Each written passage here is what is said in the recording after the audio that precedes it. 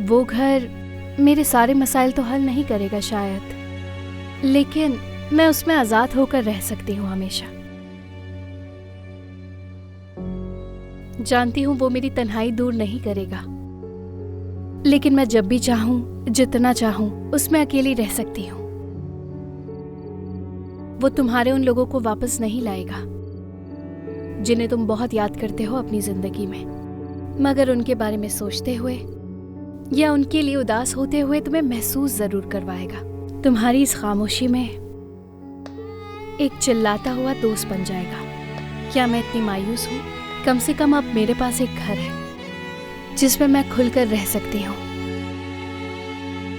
अब ये मेरे ऊपर है कि मैं कैसे जीना चाहती हूँ, मोहब्बत के साथ भी या फिर नफरत के साथ भी रह सकती हूँ, एक अच्छे सुकून के साथ भी या बहुत ज़्यादा खौफ के साथ। मैं ये सब महसूस करूँगी।